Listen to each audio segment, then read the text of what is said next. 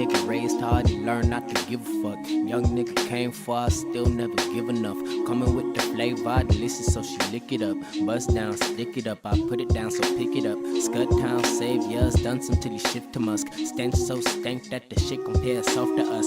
Crud so dank, make your face smudge dripping, cuz club go shake when the bass gets to hitting ya. They ain't really hearing us, but they gon' feel something when the way is paved clear enough. I don't fear nothing but the fate is God's real or not. Well, fuck it, got the world in my hands, and that's real enough. Fuck it, got the world in my hands, gold forms to touch. Might just spend it all one time to give it all to us. Yeah, give it all to us. Yeah, this that hip-hop body rock, hardcore karate chop, neo-Nazi nasty, not feel it in my chest. How could you wear that name? Must be automatic shame. He's an automatic lame, heard it from the best. Fresh flow, let's go, plus I got a lot of heart. It's necessary when you dabble in this art. Grab canvas, paint picture, use them acrylics, paint a picture so vivid the people gotta feel it like the Kaaba. Lyrics bear fruit like guava, words spilling out of my brain like lava. Spills out the top of a volcano, and they know that A-Right is not the one to play. No, I'm Kano in Mortal Kombat, cause the lyrics like blades. Aim it at your juggler when I'm on stage, until you heard me spit, homie, you ain't heard rage. On another chapter, so turn a turn. Okay, got that out my system. A-Right on another planet, dog, you must have missed them. When I do it, how I do it's of my own volition. Go make my destination even in the worst condition. My crew's the Blues Brothers, cause you know we on a mission. Eternity of roses I make bumping in your system. I mean, banging it, and I'm still hanging in it. I got a gang of wisdom, I got a gang of rhythms, I got a lot of soul. I found the pot of gold, I'm wrapping that shit up, gon' sell it to the globe. I got some game to give them, they don't really want, but they really need it. And I want you to succeed, I want you to be free. I want you to remove every obstacle from being what you truly wanna be. I truly wanna see, and I can only lead by example. So here's a sample from me, so get up.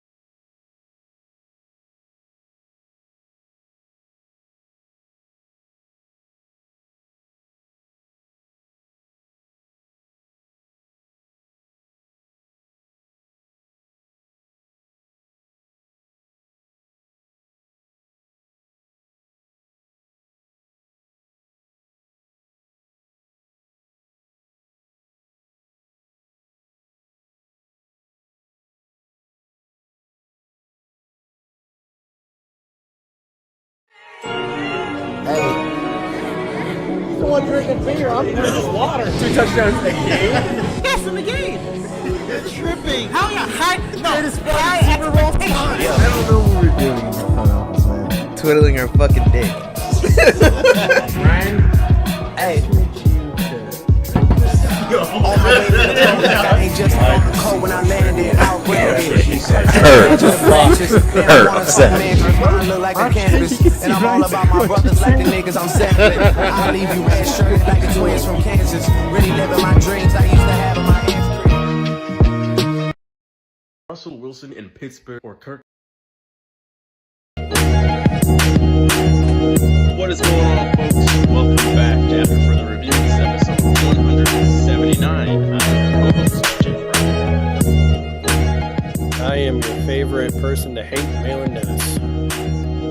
other great co-host, Nestor. And our first half guest, pause there because I'm so used to being here. Junebug Spade, our special first half guest, joining us yet again. What's up, June? What's going on, fellas? Thank you for joining us once again. No problem. No problem. Yeah, folks, this is After Further Review, your favorite NBA and NFL podcast that we do every Wednesday night at 9:30 p.m. Eastern Standard Time. And as we get into things, let's take a nice opening drink, cheers it up to a good show.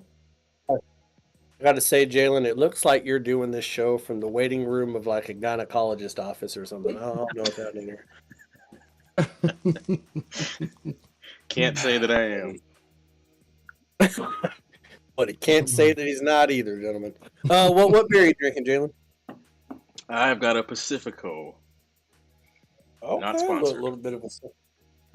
Well, I'm drinking a Tobacco Brewing Company. This is the new one that I've seen, Citrus Grove. It's a blonde ale with some tangerine in it. One a little bit lighter since Florida decided to fuck around and find out and go back into the mid 80s this week. Nice. Nestor, how about you? Oh, I'm not drinking. There's no way I'm drinking after what I did. I got me a Bud We'll just Light. go ahead and let the audience know. Bud Light that, Lime. as far as we know, Bud Light Nestor Lime. has not committed a crime. But it kind of sounds like maybe he did. So, is that Bud Light Lime? That is. Yeah. A little bit. I drank all my Shinerbach. I'm sad. But that lime is actually pretty solid, I'm not going to lie. Yeah. When it's Not hot out, bad. It's hot down here. I don't like to admit it, but it's not bad. It does the job in a pinch. right. Yeah. All right. So, folks, if you are only listening to the show and are not aware, we do obviously live stream this on YouTube. So, if you click the first link down in your description below your podcast description, it'll take you to the YouTube version of this very episode. So, you can click subscribe, also like the episode, helps the channel grow. And yeah, we can catch you on the next one live in person or live virtually, 9:30 p.m. Eastern Standard Time on YouTube. So, be sure to check us out here on YouTube. Besides that, let's hop right into the first topic of the week. So NFL free agency is in full swing, and we've got a bunch of pretty big signings to get into. We're obviously not going to hit every single signing. We'd be here for the rest of the night, but we are going to start with one of the bigger bombshells, which is Russell Wilson signing with the Steelers. 1 year, $1.2 million for Russ to hit Pittsburgh. This was a huge surprise. I did not see this one coming, but I was dropping my dad off at the airport when this was happening and almost dropped all his shit right there because I was like, what?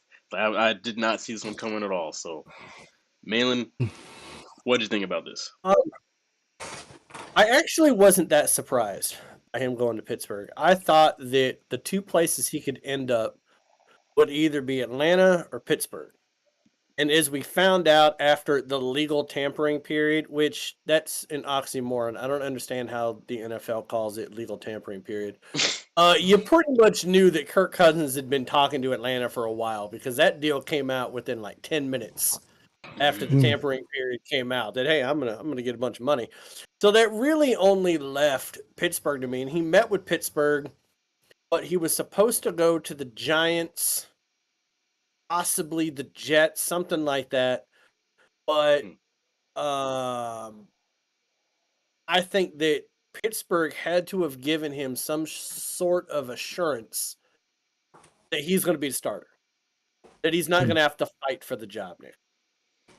I think it's funny as shit that Denver has to pay $38.9 million for Pittsburgh to have a starting quarterback, who I still think, is he top 10 right now? No. Would he be top 10 under the right circumstance? Yes, because he was top 10, top 5 in Seattle, not in Denver because they're a shithole. But I hate that he's in Pittsburgh. I kind of feel like Russell Wilson is checking off boxes on which teams the Seattle fan base hates and is going to all of those teams.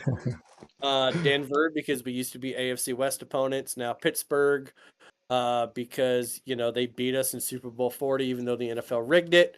If New England probably wasn't going to draft a quarterback this year, I might say that he might end up in New England next year. To be honest with you, but I think that he has a good opportunity in the Steel City as long as Najee Harris is healthy. I think he needs a good running game right now. I think he's got a good opportunity to kind of rebound himself a little bit. I think Tomlin is going to not cater to him, but foster him in some sort of rehabilitation effort. I think the time of him getting his very own office and stuff like that is over. The one thing I'll say about this whole thing with Russell Wilson, a lot of people are glossing over. There was he shared an Instagram post, Russell Wilson did, of the Steelers sending him a bunch of Russell Wilson jerseys that were Steelers. Okay? I noticed when he opened up that box, they are of the block letter, not those skinny little rounded numbers anymore. They have the block numbers on those jerseys.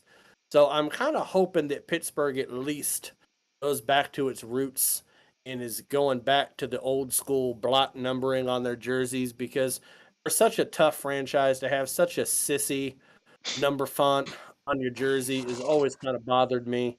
Ever since they went away from that back in like 2000, it just looks ridiculous. But I think it's a good pickup for the Steelers. Nestor, you can go ahead.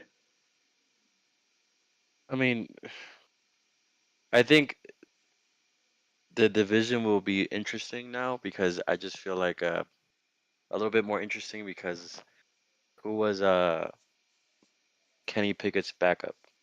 So now you have Rudolph, free agent. It was Trubisky. Right. Oh, And oh, Trubisky Right. also. Yeah, both of them. Right. And Yeah. Trubisky. Three now you have a nobodies. competent quarterback there, which I would think he's the one who's gonna be the starter. So yeah, does he have amazing weapons to work with? No, not really. Their tight end can maybe play better, have a breakout season. He could, like Malin said, be in the top 10 quarterbacks next season. He could play well, but as far as making a playoff run, no. Yeah, it's an interesting trade, but it's not something that,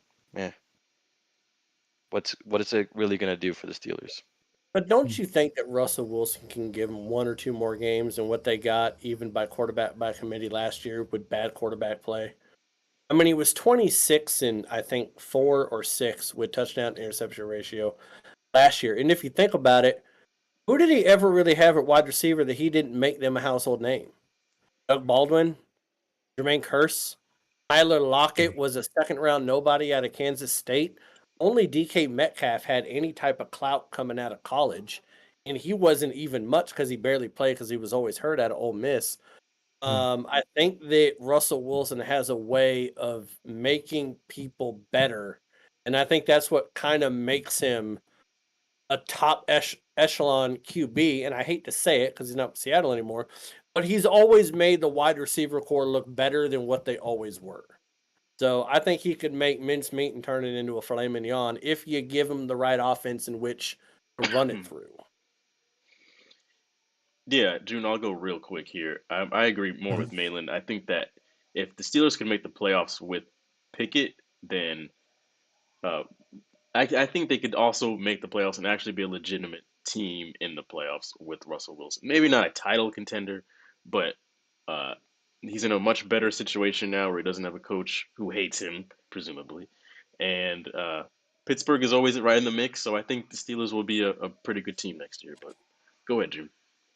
You think they could get second place in that division, or maybe even win it? I think they can win the division. Hmm. The Bengals, Higgins wants a trade. It just got rid of Joe Mixon, right? Cleveland, you got Deshaun Watson, who hasn't done anything with his $230 million contract. And they just signed Jameis Winston as his backup. I know that they just got which one? Oh, they just got Judy, right? Okay, well, Cleveland is where wide receivers go to die. It doesn't matter who the quarterback is. It's not the quarterback's fault. It's just not an offensive system where wide receivers flourish in Cleveland, really. Um, I could really see Pittsburgh winning the division next year. Hmm. I can kind of see the other teams taking a step back a little bit. I can't see them being out Baltimore. Cincinnati Hmm. could kind of regress a little, but I can't see them beating Baltimore. Baltimore always has the injury bug. I I just think can't see both Cincinnati and Baltimore being out of the mix in the same year. right. Yeah, I think it's a great marriage between the two. I think you bring in this veteran who's still got something to prove that he can still play at a high level. And I know it's just a 1 year deal, but I think this is a great marriage. I think that the Steelers, a team not known for really spending money on free agency, so I see them maybe drafting a wide receiver for Russell Wilson to throw to. What's the other guy? Pickens. That's the guy Mm, who's there. So Pickens, I mean, he was hot and cold throughout the season, but I can see Russell Wilson making him top contending wide receiver.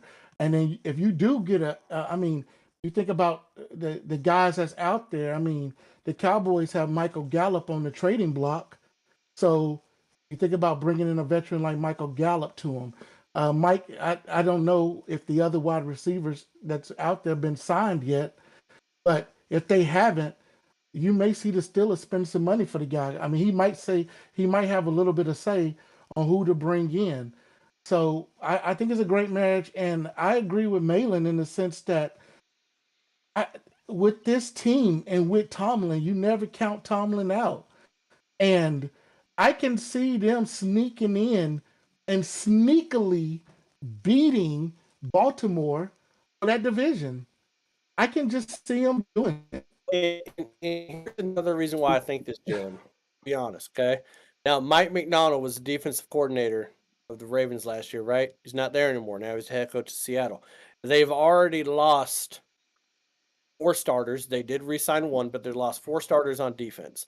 Now, Lamar Jackson went to he mainly started back in 2019? I think it was 2019. right. Okay. So since 2019, they've gone 14-2, 11-5, 8-9, 10-7, 13-4. They've really only had in 5 years 2 great seasons. Mm, Their other seasons are average for making the wild card. So I mean, if the Steelers have been 9-8 under Tomlin, even with somebody like Pickett, who's to say that they can't get to 11 wins, and who's to say that the Ravens don't end up with another 11-win season? So that's why I'm saying that I see it possible happening. I'm saying now, if Baltimore stays completely healthy, they're probably going to run roughshod over everybody. We'll talk about that later, but Yeah. I mean, it's yeah. possible. Yeah, I think hear that you. defense would be a big question mark. Let's move to the next big signing, which was Kirk Cousins going to the A. 4 years, 180 million. Nestor, let's start with you. What do you think about Kirk Cousins getting some more chains? I might actually draft Kyle Pitts again in my fantasy team. No, you won't. This is a Stop I it. will. healing moment for fantasy owners. Don't do it. Don't do it. You'll be disappointed. I don't know how to feel about it. I really don't, because I just feel like the coaching just gets in the way all the time, and they have great weapons. They really do, but He's gone. uh, Arthur Smith is gone. Remember, Nestor. It's a new day. he's gone. But I just feel like the organization and the coaching. I wonder if they're gonna get in the way again. I feel Kirk Cousins will do a lot better than the previous quarterbacks, but I just wonder, man. I wonder if they can actually gel this offense together. I'm really skeptical. I really am. Go ahead, June. You know what's funny about Atlanta every 10 years or so, they make a run with a veteran quarterback. They did it back in the day in the 2000s. They did it. I forget the quarterback name right now. When they upset Minnesota. That When was Chris Minnesota, Chandler. Chris Chandler. They He did was it with the Chris Chandler. They turn around. They do it with Matty Ice. He was a veteran. Yeah, he had been in the league 13 years when they went to the Super Bowl, and now you got Kirk Cousins. Kirk Cousins is approaching what 10 years in the league now because he's 35. So no, he's like 12 or 13 years, right? With Kirk Yeah. Cousins, Yeah. it's something about Atlanta where every 12 to 13 years they end up making a deep run and making the Super Bowl. And if the rumors are true today that Justin Jefferson wants to uh, come down to Atlanta, and Minnesota is willing to trade him, which they probably will because they don't really have much anymore. I mean, you got to look at Atlanta if they get a Justin Jefferson with Kirk Cousins and being in a weak division, and you can see them making a run into the playoffs and maybe upsetting one or two rounds. So, I mean, I like it. I think it's a perfect fit for him. I think it's, besides going back to Minnesota, I think it's the only other team that really makes sense for him to go to would be Atlanta. So definitely looking to see what they can do. They're going to challenge Tampa. Uh, they're going to challenge Tampa. So we're going to see how that plays out. But I got to give Atlanta the favorites in that division this year. If Justin Jefferson lands in Atlanta, the Tampa Bay Buccaneers are going to do shit themselves because they're going to be in for a long season because that division is no longer just up for grabs. The Falcons should control that. They should. Well, I think right now it's kind of them in Tampa, but if they land Justin Yeah. Jefferson, I think it's their division to lose for sure. But I like this move. I like Kirk Cousins there. Plenty of weapons around him, and you're right. It is like that next decade of the veteran Atlanta quarterback to come in and make a title run. So let's see how it Yeah. goes. Raheem Morris, he's kind of the Yeah. deal breaker here. So let's find out. But go ahead, Yeah. Phelan. I mean, first of all, he's gonna look dumb as shit in that AT. There is no denying that. I've already seen the Photoshop mock-ups. I'm like, God damn it, Kurt. They need to go back to their 90s or 80s jerseys for you to look cool in Atlanta thing. But doesn't he just like reek of like Matty Ice 2.0 right now? Yeah. Yeah. Yes. The only Yep. difference is he doesn't win big games. Right. Right. I am shocked that Russell Wilson and Kirk Cousins came out in the same draft. 3 picks apart from each other in the 3rd round.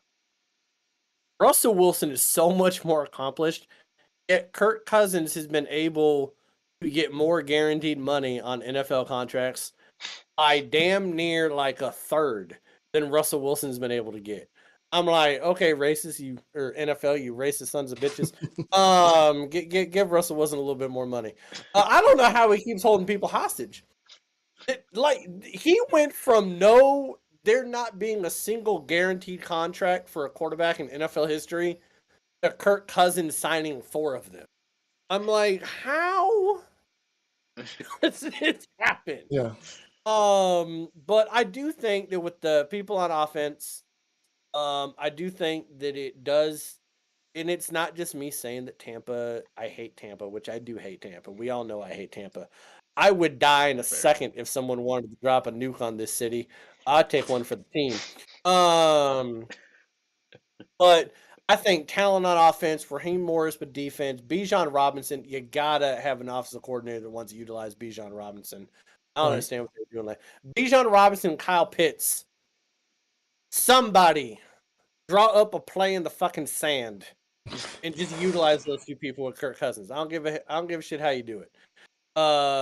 And so I do think they should be the division favorites with Kirk Cousins. But as far as like doing anything in the playoffs, Kirk Cousins can't even win in prime time in the regular season, much less with all eyes on him in the playoffs. I think he goes from gold chains to fool's gold when the lights are the brightest.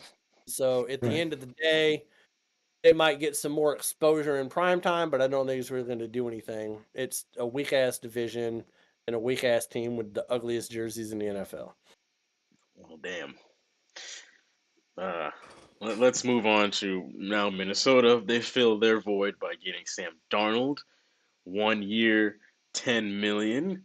Sam Darnold once again finessed his way onto somebody else's roster and got a little more money for himself.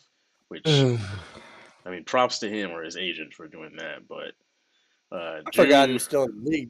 yeah, I know he's one of those people. But I June, mean, what do you think this is about quick. this? I mean, this is quick. I mean, Sam Darnold is there just for a stopgap. I mean, we should see Minnesota pick a quarterback in the first round. They're rebuilding. This is a total rebuild on their part.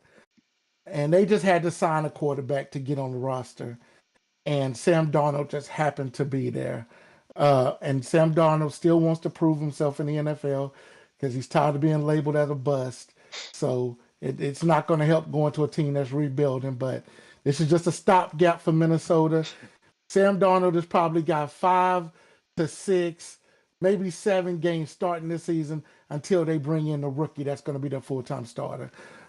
So it means nothing for Minnesota. Sorry, Minnesota Viking fans. This is a 5-12 season for you.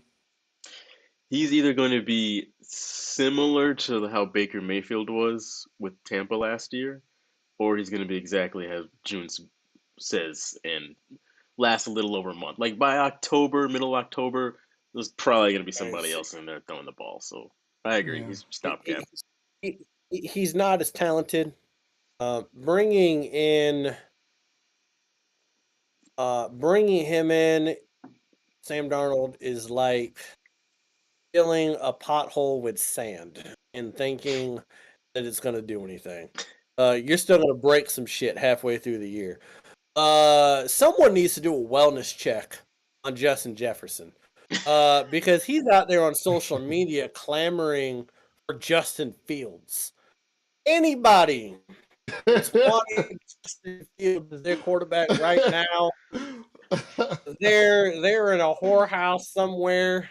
Oh my He's god. In a dirty bathroom Oh my with some god, man. shared needles, and they need an intervention. So bad. So someone needs to look for Justin Jefferson. Someone needs to find his way out of Minnesota.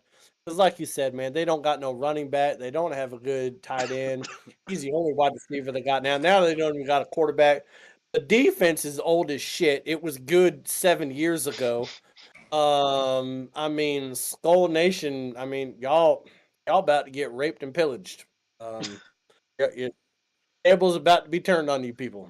So, good luck. I saw a post that said the Minnesota Vikings should be criminally charged for wasting Justin Jefferson's talent. Oh god. I mean, what they did with Chris Carter and Randy Moss. That's a good point. This is what they do. What are we doing? Go ahead, Nestor. Yeah, like Junebug said, he's a good placeholder for now, and then they'll see what they do come the draft. Is he a Who good knows? placeholder? Maybe we'll have Jaren Hall passing the ball. Nick Mullins. Oh, Who knows? Are we only saying that he's a good placeholder because he was drafted high in the first round and it comes out of USC? Because being Most likely. drafted high in the first round and coming out of USC means absolutely shit. Which is why I don't understand why Caleb Williams has the type of chest that he has out there right now. Like he's going to do something in the NFL. Like you want to look at the pedigree that USC has. But I think we're just looking at the name. Like at least Baker Mayfield accomplished something in Cleveland that hadn't been accomplished in 25 years versus Sam Darnold that did shit the Jets, shit in Carolina, and then couldn't even beat out Brock Purdy at Iowa State, Mr. Irrelevant. Yeah. So, I mean, damn. Yeah, Hurt Brock Purdy as well. You know what's so funny? In OTAs and minicamp and training camp and all that. Yeah. The funny part about Sam Darnold, those first 7 games in Carolina, they were actually in the mix that year, and then his wheels just fell off. Well, because I, McCaffrey got hurt that year. yeah, but It was still, great when McCaffrey was healthy, just like Brock yeah, Purdy is. yeah, and it's just crazy. I mean, I think Sam Darnold's going to be the new Jeff George, just a hired gun, just Oh somebody to shit! go out there, I have just not somebody heard go out that there and name sling the full ball. on tune. I mean, how did Jeff George keep getting the job? The man was terrible. Because he He could tried to throw the fight ball everybody. 75 yards when he was 38 years old. That's how he kept getting Yeah, the job. that's true. He had one of the greatest like arms in NFL history. That man Yeah. could just sling it. Not accurate as shit, but he could throw it 3/4 of the field off his back foot. And he had a hell of a mullet and a mustache when he was with the Colts. hmm Cool as shit back in '92. Let's hit the next signing, which is Saquon Barkley going to Philly. 3 years, $37 million. I will say, exactly a week ago, we were all clamoring about how it seemed like the Cowboys were the best fit for him, and he ends up in a different NFC East team. So, June, what'd you think about this? Well, I mean, I didn't like it because, you know, he went to Philly, but I think one thing about it is you got to look at Saquon Barkley signing for Philly. You have to look at Philly and say, what does this make you? Are they going to be the exact same team they were last year? Or does it make them a true contender?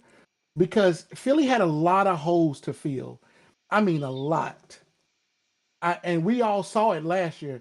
They started off and they were like, what, 10-0, and they was this great team. But we all saw how they were a 10-0 team, but they didn't look like a 10-0 team. And then by the end of the season, you said, oh, that's the real team. Does Saquon Barkley make them that much better because of all the holes that they still have to fill on that team?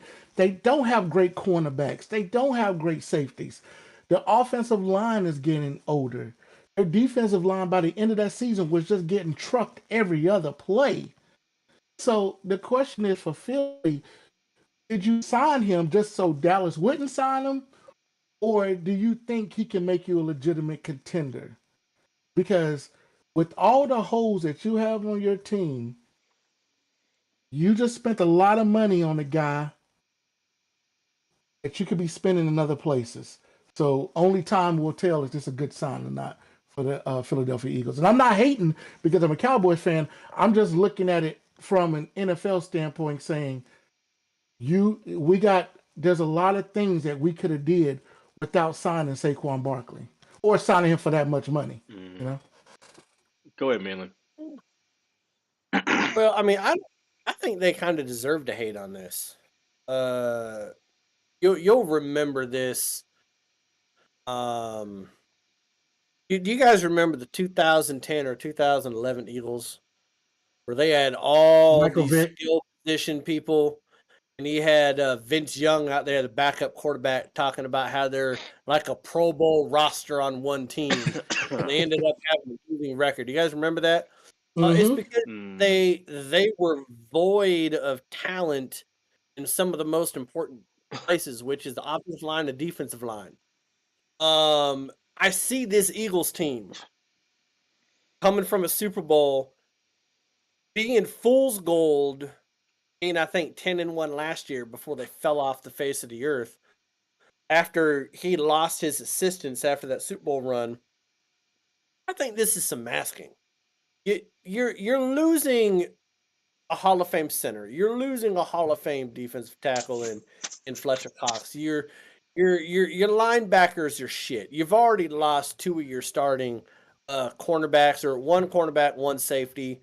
And you go out and spend 3 years, $37 million on Saquon Barkley. Like, what did he do behind a bad O-line at the Giants besides get hurt 2/3 of the time? Like, what do you think is going to happen against this makeshift offensive line that they're going to have next year in Philly? And I'm still not sold on Hurts. So I don't know. I just think that that's a lot of money to spend on a running back when like a year ago, no one wanted to spend money on running backs. Now everybody wants to. What the hell are we doing? So I just don't like the signing personally. I don't think it necessarily makes them much better because they need to get better in the trenches before they start worrying about skill players right now, and they did not address that. Go ahead, Nestor. I mean, I think we're gonna have to see how that O line performs. And I would be more optimistic about how they're gonna perform. And I have to wonder if they could have made other moves with all this money, especially for a position that, like we've all mentioned, like players tend to depreciate pretty quickly. So we'll see how that goes. You know, there's still a lot of questions for me.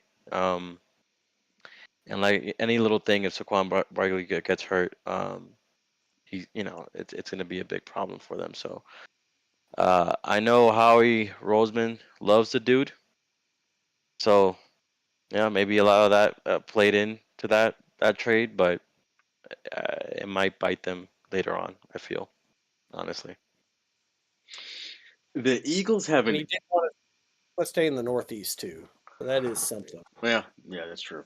But I think the Eagles have a image problem. They are just like they need to stack up all these big names and make themselves look really good, just like you were saying, Malin, of the 2010 Eagles. When really they don't really know who they are anyway. Like we saw that last year, they had no identity, and we still don't know who or what they actually are. If you guys remember that game last season when they played San Francisco at home, and there was like kind of a fight on the sideline. They wanted to make themselves look like they were these real tough guys. And then right after that, San Francisco just blew them off their own field. It was just an annihilation.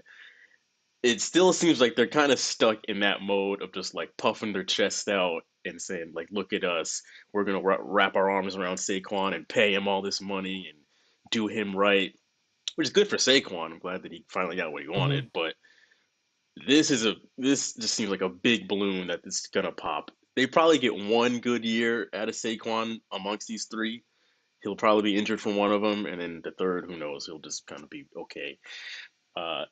I can't see them being very good. Like you said, they're bad in the trenches. They still like Kelsey retired. How are they going to replace him? They need to really focus on the foundation of the team before they want to give Saquon Barkley a huge payday. So good luck to the And Eagles. you and I were at that playoff game last year against the Bucks, Yeah, where that Philly team had like Mm. they had no life. Nothing. At that Nothing. point. It was zero confidence. And when your whole identity and what you're known for is a quarterback sneak, Right.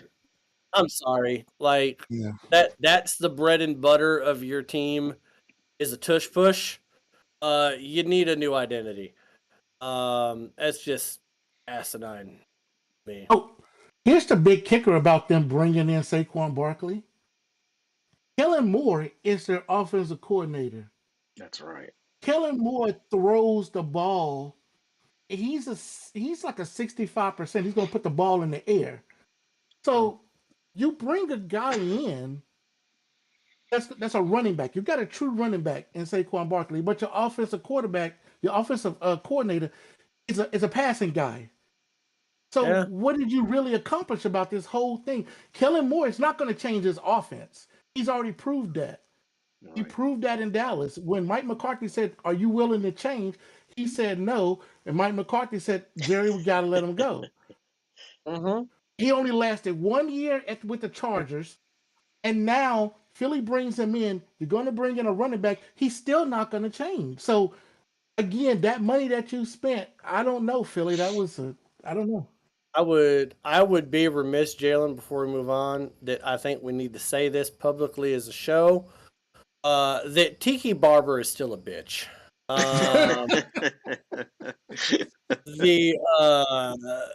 He went from retiring in his prime with like leading the league in fumbles, shitting on Eli Manning all the way through 2007. All they did that year was beat the undefeated Patriots in the Super Bowl, made him look like a fucking idiot.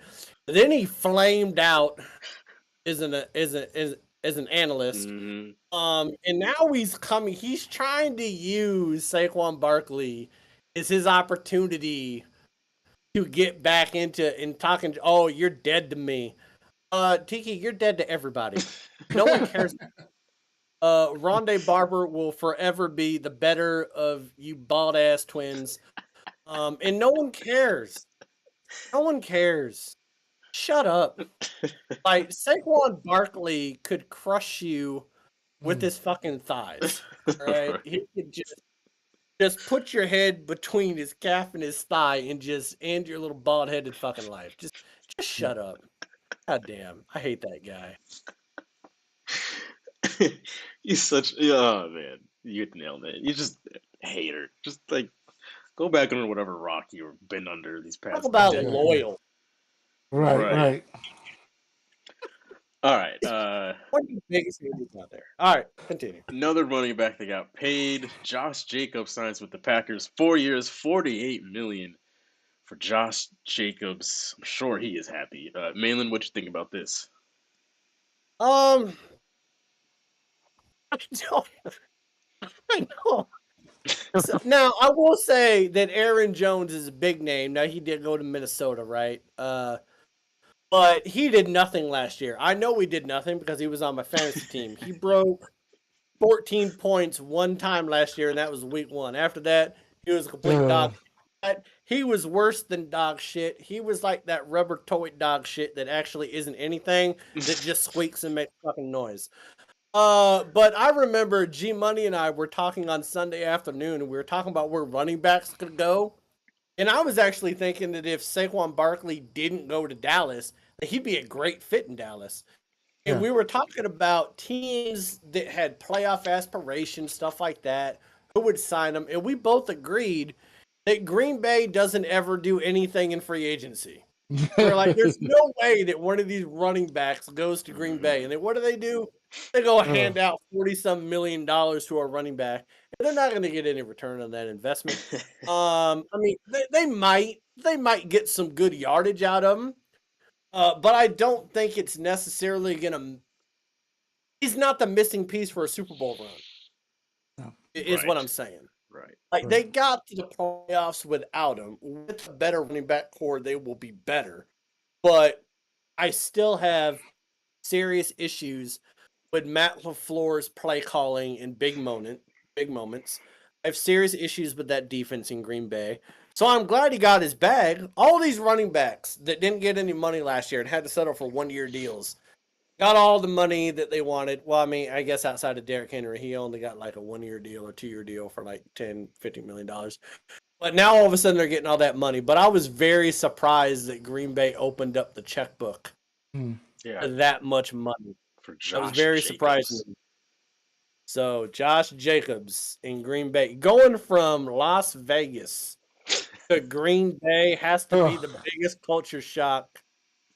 You go from slot machines to cheddar cheese, my man. You're going from mixed drinks to Pabst Blue Ribbon. I'm like, I don't know what that. God. Thank God he's got all that money to keep his spirits up. Nestor, what you think?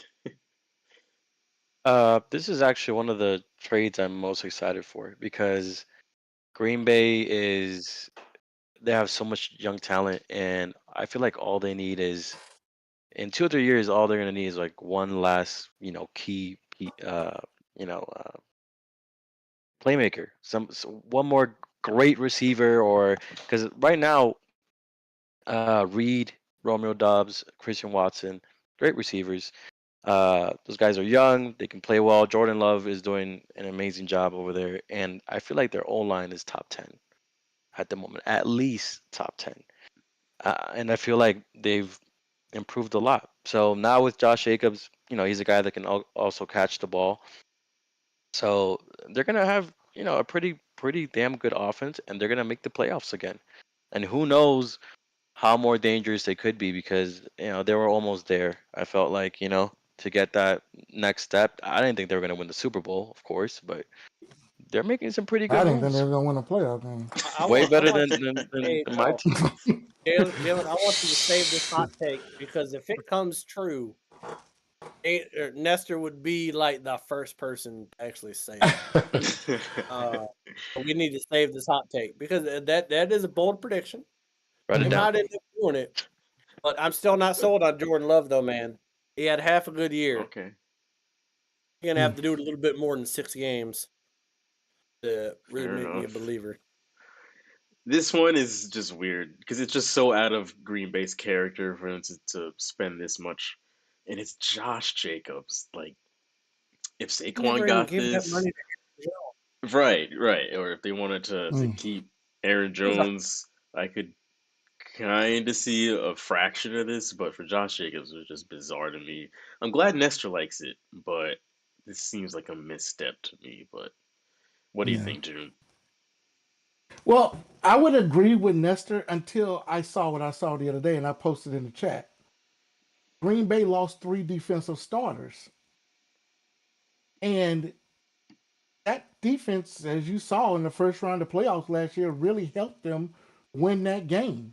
It didn't help in the second round, but first round they looked good. So to lose that many defensive starters, when you lose 3 defensive starters, I mean your defense is starting over again. That's what that means. You're starting your defense over again. So you pay out again. It's another situation like Philly. You pay all this money to a running back, which is great. You say you need a running back, but you had Aaron Jones there. You could have retooled this contract and maybe brought in a rookie. But you lost 3 starters, which was the reason why you made the playoffs last year. And so this is a signing that again may come back to bite them next year because I don't see them being able to draft that many defensive starters going to be that effective in the first year. I don't know if they got the money left in free agency to go out and get 3 defensive starters, 3 veterans. And if they can't replace those guys on defense, yes, their offense may be pretty good, but they're always going to be having to score to keep up with the other team that's going to be putting numbers up. They remind me of Minnesota the last few years. That's exactly who they remind me of. Great offense, no defense. So that's I see Green Bay. So I think Nestor, you would have been spot on. That's what I look at this. I got 2 things here, Jalen, and it'll segue great into your last thing on the news here. First, if Jordan Love and Josh Jacobs end up being this great duo and end up fucking up Detroit's first opportunity in 30 years of doing anything in the division, of having any type of longevity, somebody in Detroit's going to be sending some water from Flint, Michigan, down. They're gonna try to give them the runs or something. Like, bitch, get cancer and die. So that's the first thing. Second, when you look at all this money put around with running backs last year, you had 4 people that were looking to get paid last year. You had Josh Jacobs, you had Saquon Barkley, you had Derrick Henry, and you had Jonathan Taylor. All 4 of them ended up with minimal money, franchise tags. None of those 4 teams benefited by having those running backs. None of them made the playoffs. 3 of them got hurt. You know what I mean? Like, they did not move the needle one bit for any of those 4 franchises. So now you're handing all these people a bag of cash, and we're expecting them to move the needle in these new organizations. I'm just, none of these teams have done anything when they had those running backs before. Am I wrong? No, and I think it's an excellent point because that was a big talking point of last offseason was that the running backs are so undervalued, underpaid, and underappreciated. And like you said, all those teams did absolutely nothing. And they were on teams where the quarterback play was usually pretty bad. So you would think that it's a situation where they would get the ball a lot and they would flourish, but it just didn't work out that way. Indianapolis made the playoffs without Jonathan Taylor being right. healthy. Yeah. Gardner Minshew, for God's sakes. The Raiders didn't do anything. The Titans didn't do anything. Yep. Saquon Barkley was hurt. So now you're handing out all this money. I'm like, why? Right. What is different this year from last year? Right. Yeah. Like you have more evidence now to not pay out so much money for But this. the only one that I think could potentially move the needle more than anybody else is the next one we're going to talk about. Yes, which is Derrick Henry going to the Ravens, 2 years, $16 million. This was a great pickup for Baltimore. Great pickup. Nestor, what'd you think? I still think the Jordan Love, Josh Jacobs duo is going to be better. I'm just kidding.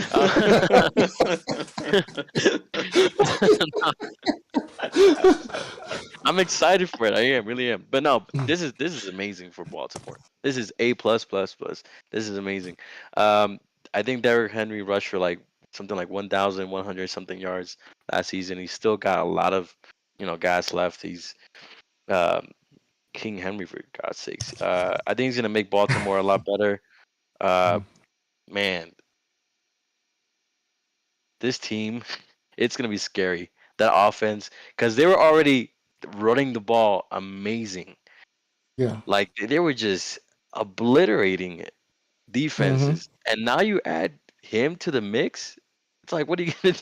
Right. They Yeah. better run the damn ball when they get into the fucking playoffs.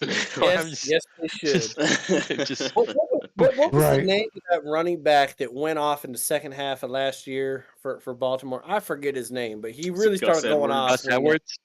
Gus when Edwards, they yeah. beat the shit out of Seattle. That was great. I'm glad he decided to have his coming out party against my Seahawks.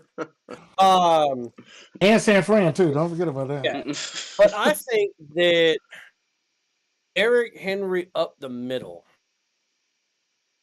is going to create such an edge for Lamar Jackson. Yes. It's going to be like, damn. I just with the offensive weapons they have, they always have great tight end play. It doesn't matter who it is. If he's healthy, man, the threat of Henry and Lamar Jackson running the ball. I as a defensive coordinator, it's kind of like pick your poison. Like, who do you want to stop? You can't stop both. You can't Right. plug the middle and stop a Derrick Henry Mhm. and leave the outside open for Lamar Jackson to run a play action and run up the sideline for 20 yards. Right. He could end up having more because one of the biggest issues we have with Lamar Jackson is the punishment he takes, right? But now he has the opportunity for Derrick Henry to draw so much attention that maybe he's not taking as many shots as he was. The only question mark that I have for Baltimore, though, is kind of like the Packers. They've lost a lot of starters on defense. They've Yep. lost a few. They were able to keep the one guy. I don't know his name. It's a bunch of consonants with two vowels. He had 13 and a half sacks last year. I feel really bad that I don't remember his name, but they signed him for a huge $10 million contract over Right. 4 years and $84 million guaranteed. God damn, that's a lot for a defensive tackle. But they've lost one of their defensive back. They've lost a safety. They've lost two of their linebackers. One of them going to Steelers, which I kind of wish he went to Seattle, but he didn't. So the defense, you kind of got to wonder, losing the defensive coordinator, losing the talent you lost, Yeah. to be able to replicate that normal Baltimore defense. But that offense, man, if Derrick Henry is healthy, damn, that's scary for any defense to try to plan against. So Yeah, it's Justin something. I forget how to pronounce his last name, but the tackle. yeah, a lot of letters. Yeah. I think this only just comes down to health. As long as this offense can stay healthy, which is always a big gamble with the Ravens, they should be in a very similar position to where they were last year. Because, like you said, Malin, you just cannot stop both of those guys. It's impossible. So, as long as they can stay healthy, the Ravens should have a lot of success again next year. Go ahead, June. And I think I tell you what's scary if you take a pulling guard, run him outside, and then you take Derrick Henry, run him outside, and just have Lamar Jackson follow behind both of those guys. I mean, I would run that play. That would be the tush push. That would be the new. Right. But seriously, I go back to the whole Green Bay thing, like you said. They lost a lot of guys on defense. You're gonna have to make up for that. How do you make up for that? Now, the thing they did that Green Bay didn't do, they signed Derrick Henry. Didn't cost them that much money. Right. He was the least paid out of all these fools. So that tells me Swift number got one, more money in Chicago. Derrick Henry wants to win a Super Bowl, so he didn't care. He wants to win a Super Bowl, so he went to that team.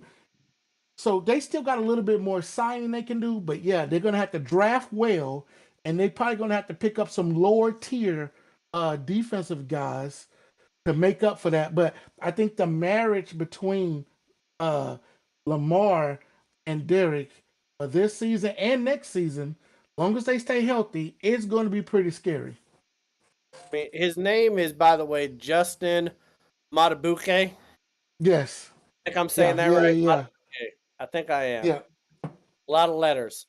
But Zay Flowers came on with that last year. Bateman good. God, he did. Aguilar still has promise. Promise. Not a whole lot of promise. It'd be better if they got OBJ back a little bit. He's playing better at looks like Patriots. a dead man walking. Yeah, I know. Aguilar is a bitch. Seeing him on any person's roster, that's terrible. But let's not forget that wasn't Keaton the starting Mitchell. running back last year, Mhm. and then he got hurt in like preseason or something. Mhm. So they still have who was projected to be their starter. Now they're backup because Derrick Henry is like He's only like 22. Yeah. So what's going to happen to Dobbs? Dobbs? Good question. He's third string. Third string. I mean, he's been hurt the last 2 seasons, right? First season he was hurt, And they got Mark Andrews. I mean, Mark Andrews. And he was hurt this year.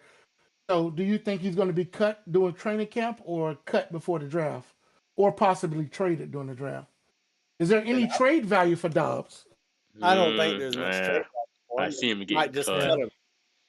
Just cut him with a knife. Actually, don't even cut him off the line. Probably during training camp. It's cheaper that way. But I mean, if Lamar Jackson could win an MVP last year, this offense with a healthy Derrick Henry has potential to just be fucking insane. But they got to stay healthy. There's health issues with Derrick Henry and Lamar Jackson and Andrews.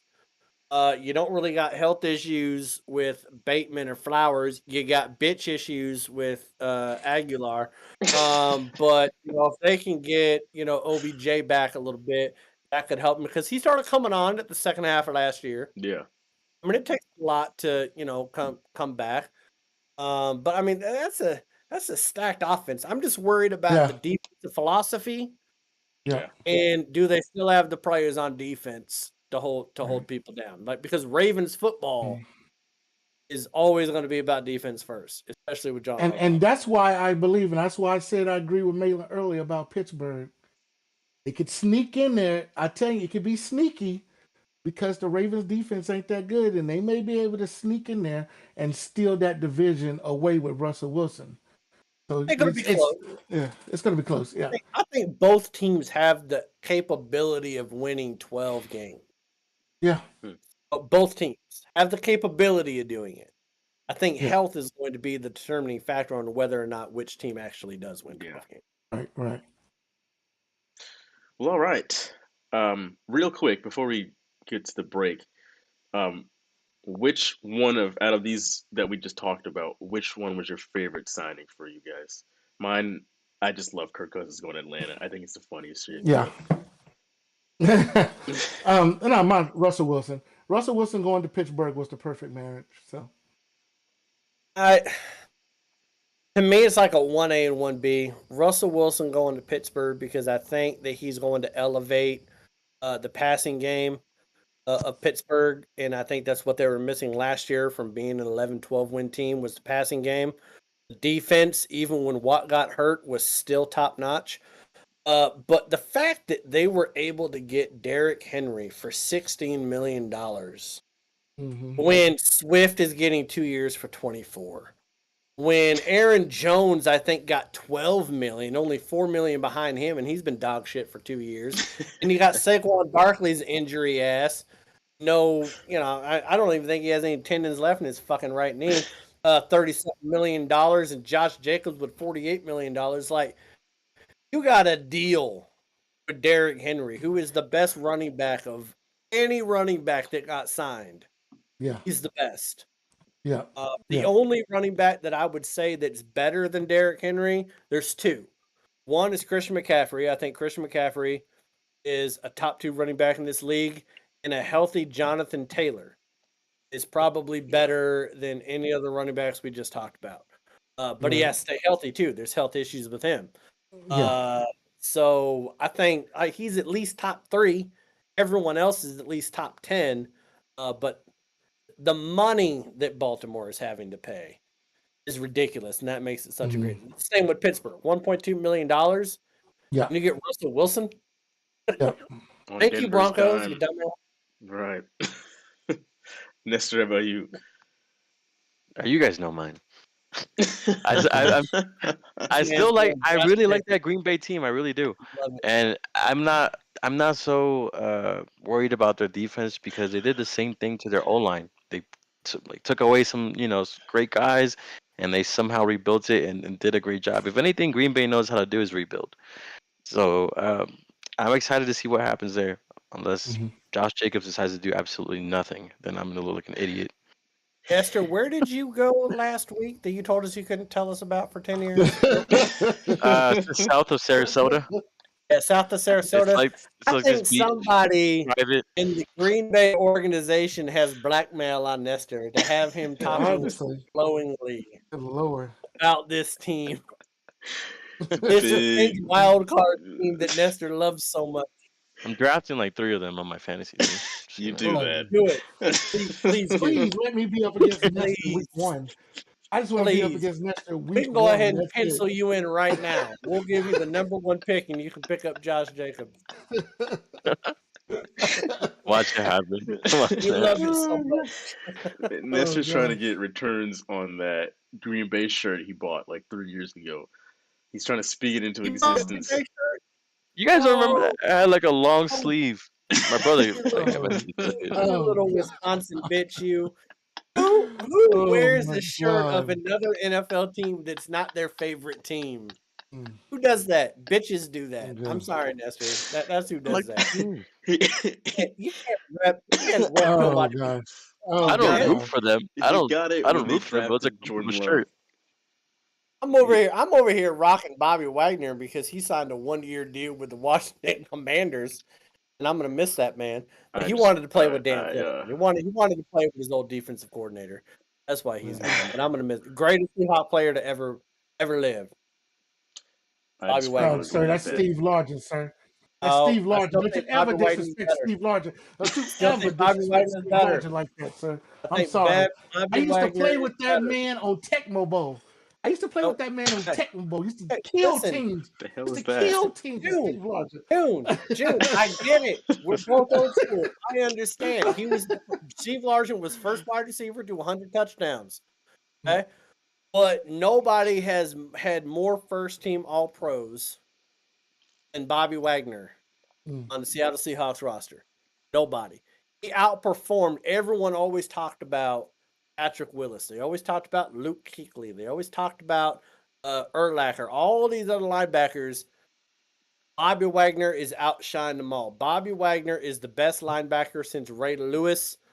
Look at people. It goes from like Butkus to somebody in the 70s, to Lawrence Taylor in the 90s. I don't even know who it was. Singletary was one of them in the 80s. But then you go Urlacher or whatever, and then you got to go Bobby Wagner. Bobby Wagner, best linebacker of the 2010s, 2020s. Bar none. He's got the accolades. He's got the tackles. Even at his ripe old age of, I think, 35, 36, led the league at 183 tackles and only 4 missed tackles. Bobby Wagner is the only linebacker to go 10 consecutive seasons with less than double-digit missed tackles every single year for a decade. Only one in NFL history. Bobby Wagner, baby. And on that note, Jalen, Love that man. Right. Folks, if you want to follow June on TikTok, it's linked down in the description below. June, once again, thank you for joining us for another great first half. And yeah, we will see you guys on the other side of the break with G Money with us. G Money. Sit tight. Are we out? We are Hey. out.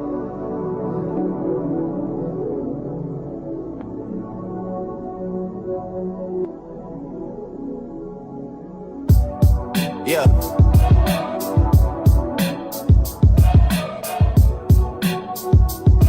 Hey. On my way to the boat, like I ain't just had on the coat when I landed. Out branded, perched at the edge of the branches. They don't wanna talk mansions, mine look like a campus. And I'm all about my brothers like the niggas I'm sampling. I'll leave you red shirted like the twins from Kansas. Really living my dreams I used to have in my aunt's crib.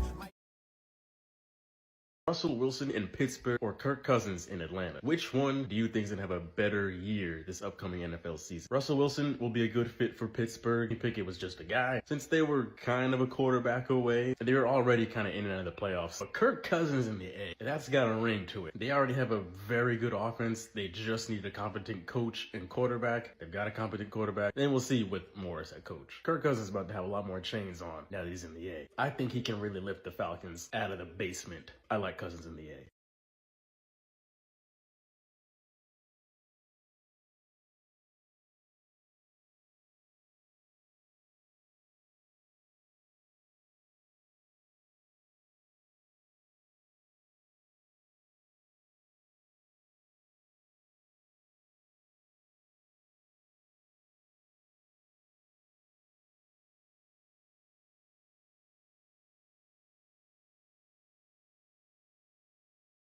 Dak Prescott has been a good to great quarterback. He's good enough to win a Super Bowl. There's other things that keep happening within this organization with injuries. If Trent Dilfer can win a Super Bowl, he can win a Super Bowl. If Brad Johnson can win a Super Bowl, he can win a Super Bowl. If Joe Flacco can win a Super Bowl, Dak Prescott can win a Super Bowl.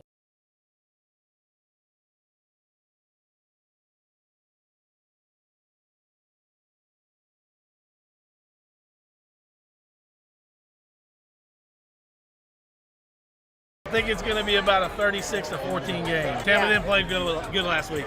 I'm going to say it's probably going to be like a 32, 17, 18 game. It's going to be close. Depends. It's not going to rain anymore. So I'm going to go with we're going to win by 10. I'll be honest. I think a lot of Eagles fans are nervous right now. I think it's going to be a close game. This is the Julio Jones night.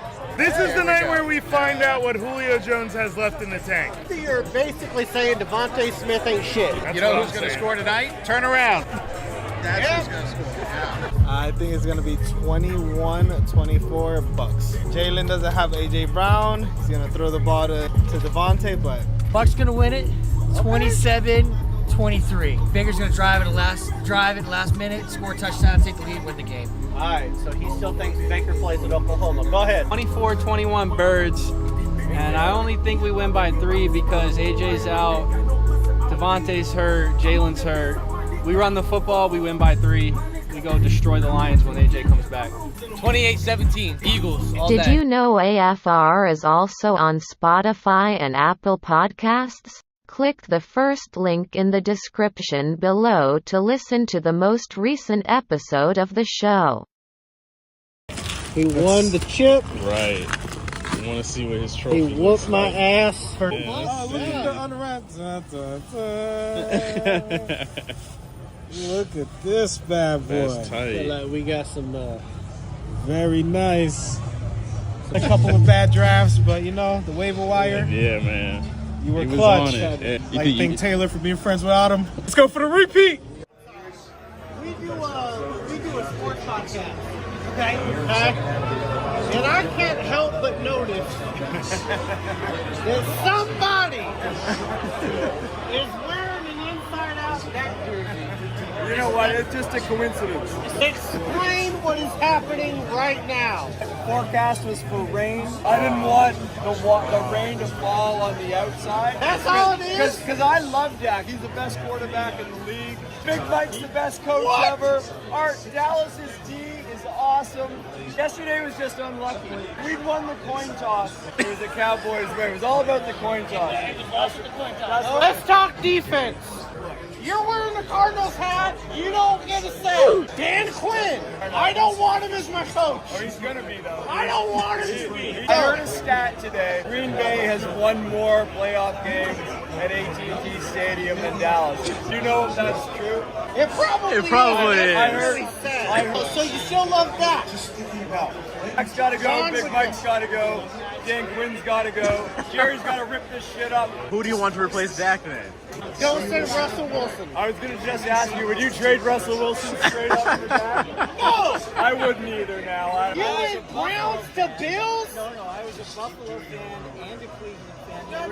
No. They were in different leagues when I So, well, they were all in the AFC. Oh, okay.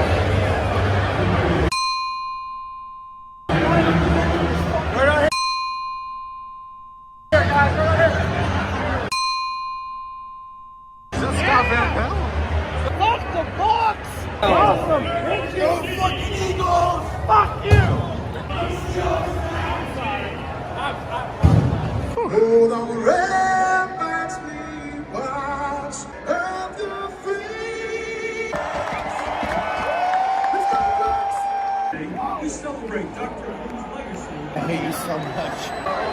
Alright, kill with the sniper. There is so much man on man. You feeling good, man? I ain't worried, man. I'm gonna tell him the truth. We not worried. We go score in this drive. Okay. Baker Mayfield for game. His name is Baker Mayfield. Oh, the nigga got AIDS.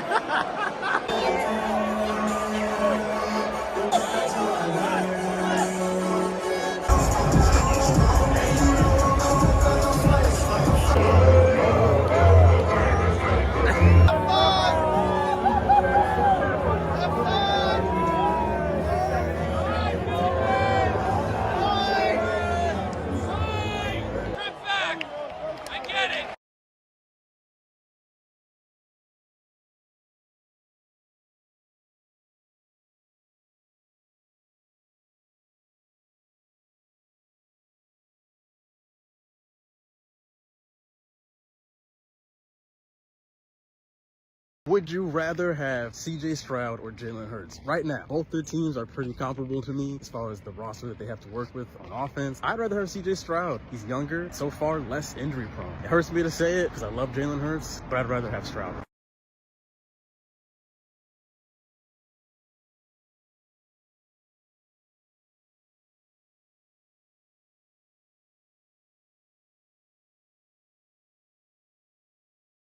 Celtics just lost to Dean Wade. Not Dwayne Wade. Dean Wade. Let's pull up these stats here, right?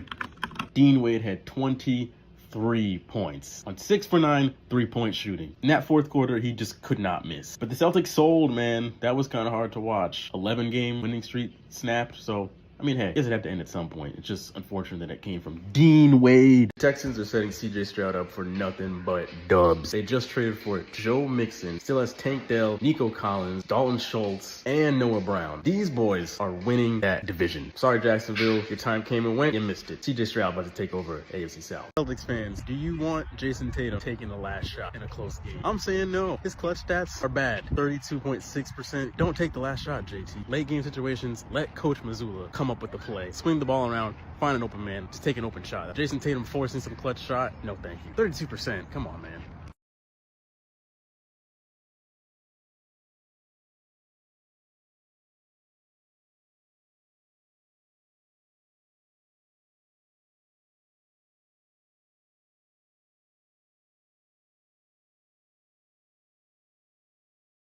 If it's us versus them, who you think gon' win? If it's us versus them, who you think gon' win? If it's us versus them, who you think gon' win? Better not drop that pen. We gon' spin again. I'ma spin. We gon' slide. Drop that pen, pussy nigga, come outside. I been running up that check and I ain't tired. yet another test and when my grandma died. I got an all-white rose with the bloody guts inside. Think shit sweet and try. Stepping in shoes is not your size. The back of the Maybach, I sit and recline. And I got freaking lens all on my mind. And chrome the spine. What else? Chrome the 9. Bulletproof the ride. We spin the block and yell like he ain't outside. Heard he had a wedding, he must be the bride.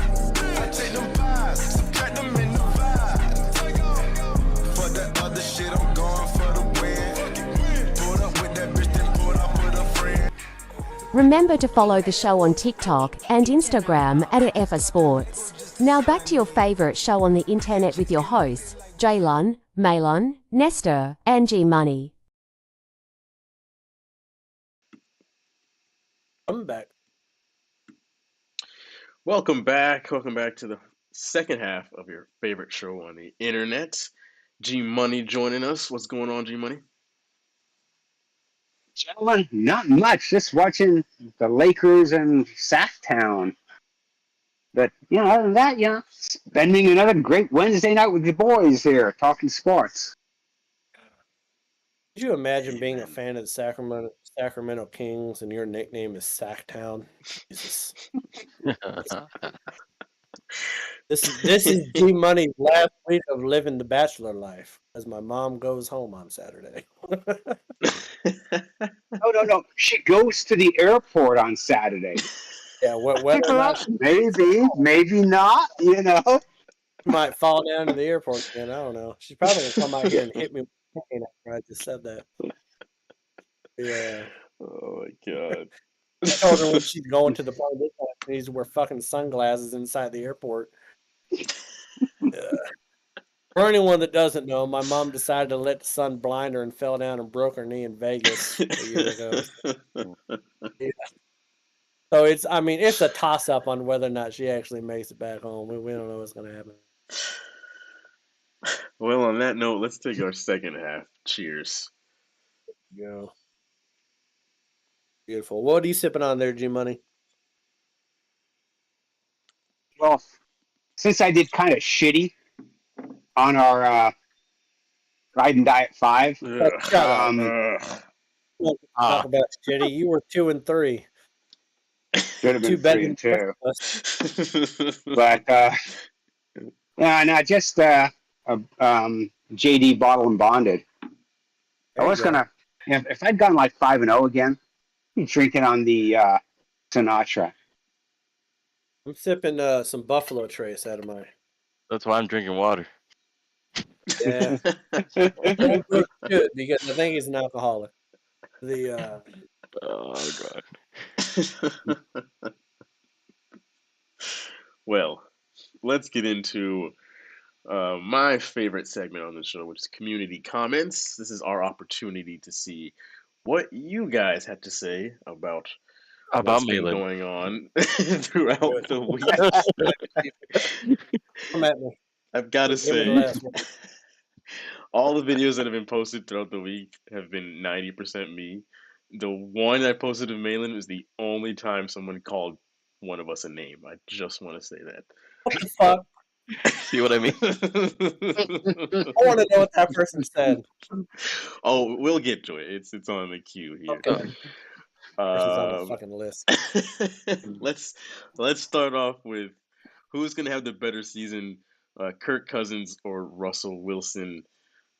On TikTok, Frankly Orange, shout out to Frank, he makes great videos. He says, honestly, Cousins leaving is wild, but he's going to a situation where he still has a lot of talent.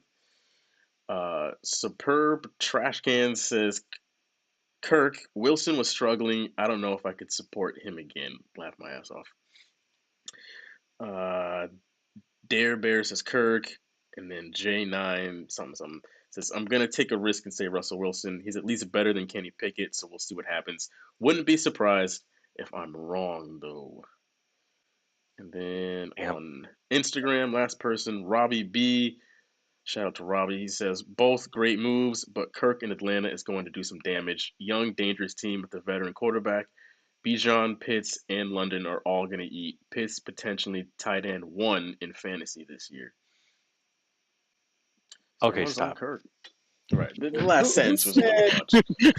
Okay, so who's the one that said that Russell Wilson wasn't good last year? Who said that on TikTok? What was that person That saying? was superb trash can, since Wilson was struggling.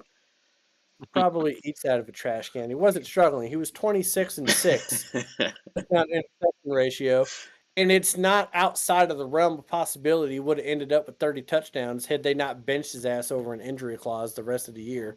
He actually had a pretty good year. Goddamn, there are cows outside my fucking thing right now. One of them just mooed at me. I think that Cousins will have better stats, but I think that Russell Wilson and his team are probably going to have a better year. Keep it short and sweet. Yeah. I feel that. Out here. On the next video, I asked, would you rather have CJ Stroud or Jalen Hurts? And TikTok, let's see. So some guy says Stroud, Hurts is trash. Joe Mama says Stroud's roster was considerably worse. The Eagles just had 2 Hall of Famers retired who were still playing great. Someone else says CJ Stroud. Damien says CJ Stroud. Hank CJ.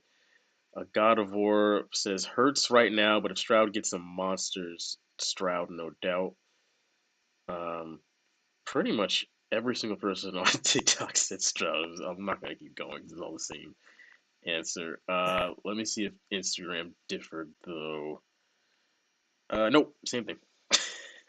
I would say Stroud because he seems like a more polished passer his rookie year. Doesn't have to rely on the run game as being a part of his cachet. Yeah. And like I said, like he's younger. So I think there's more upside to Stroud than there is Jalen Hurts. Can you just hear these fucking cows out here? Am I the only one that hears these goddamn cows? I don't think I can hear them. House. God, things are mooing like a son of a bitch out here. Motherfucker. Okay. Hey, G. What do you think? Would you take Stroud or would you take Jalen Hurts? I take Stroud. I would. On the Seahawks anyway, I take Stroud. I mean, if I had a solid O-line, I might be tempted to take Hurts. I mean, that solid O-line, you got good receivers. Our O-line isn't solid. I need someone who scrambles, who can hit someone downfield. I mean, yeah, for the Seahawks, I take Stroud. And it's not to say that Hurts is bad. Right. Just that No. I just think Stroud has much more upside, much more potential. He just has to stay away from the massage parlors in Houston. I hear they're very. Yeah. Never mind. They get 5 stars, Watson. Let's go to the next one. So I made the case. This was after the Celtics lost to the Nuggets. I made the case that Jason Tatum is not clutch and that he should not be the one taking the last shot in a close game. And DC Wiles or DC Harles on Instagram says, there lies the problem. Joe dumps it to JT without running an actual play, which I could not agree with more. The whole play is just give it to Tatum and let him run an ISO. Stupid. BTV Willie says, shut up. He wasn't saying that when he put up 50 on Embiid in Game 7. I don't know what that has to do with him being clutch, but okay. At all. And then KD20 or KW24 says, Lakers will take Tatum. Keep playing around. Okay, well, that's obviously not going to happen, but okay. Oh. Okay, so I agree with you in this aspect, Jalen. First of all, for someone that keeps talking about Kobe Bryant being his idol, his mentor, and talking about that Mamba mentality, he comes up small in clutch moments. Right. And I don't think, as a Boston Celtics fan, I don't think I'm outside of my mind in saying that if push comes to shove, I would actually like Jaylen Brown taking the last shot than Tatum. It doesn't mean that Tatum can't be great for 3.5 quarters. Right. But until he starts coming through clutch, talking about putting your team up late in the fourth quarter or bringing them back when you're down. He does kind of have that stigma right now.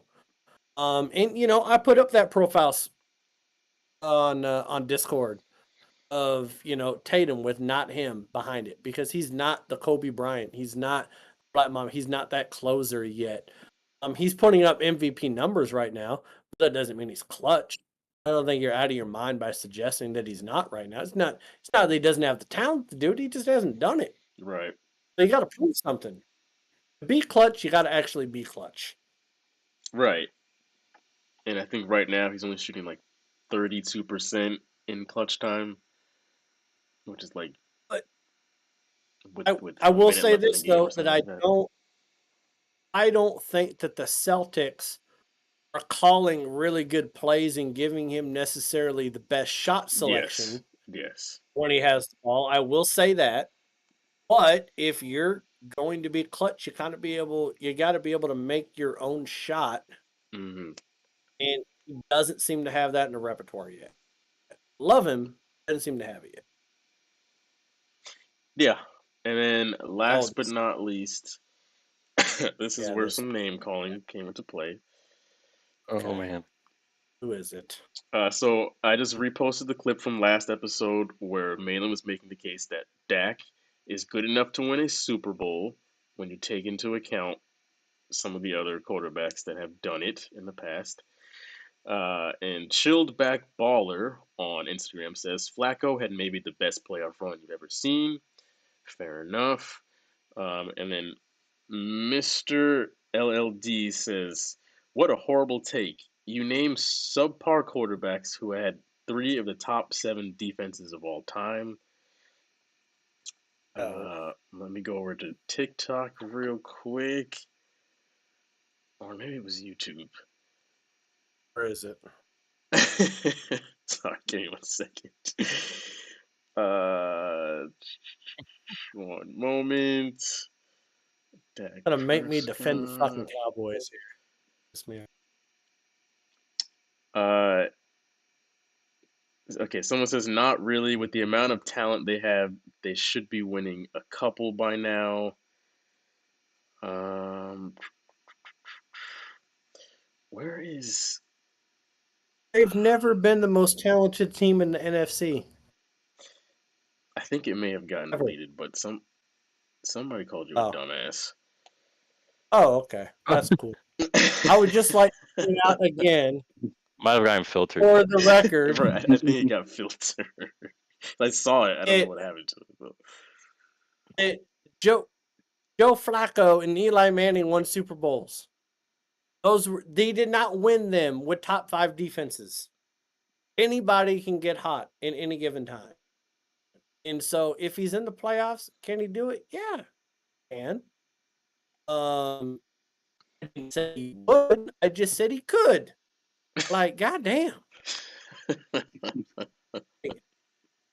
I thought I was pretty clear on that he could do it. He has the talent to do it. He's a hell of a lot more talented than the Joe Flacco or an Eli Manning. I think we can all agree on that. Right. But yet those teams get on great runs at the end of the year. That's all Dallas needs to do.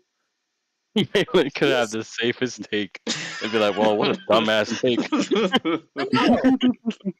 That's why I open every single show that I'm everyone's favorite person to hate, because whatever. Yeah, I think it got filtered because it says like I can look at the filtered comments, but it won't show it anymore. So look at that. TikTok actually did its job for once. Well, late for that. They're getting banned.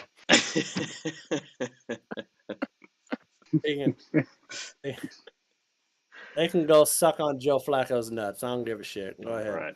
Have fun with that. Yeah. Who just signed with the Colts, by the way. Oh, my yes, goodness. he did. Oh, Flacco. Lord have mercy. He's back in the game, baby. Just keeps finding these teams. Okay. Let's get to a segment that I've been kind of dreading here. The Ride or Die in 5 was just terrible. I'd like to say this is where we give you the best 5 betting picks this Not weekend. true, right? Yeah, but judging off of last week, yikes. Okay, so G Money went 2-3, and the rest of us went 0-5. Bullshit.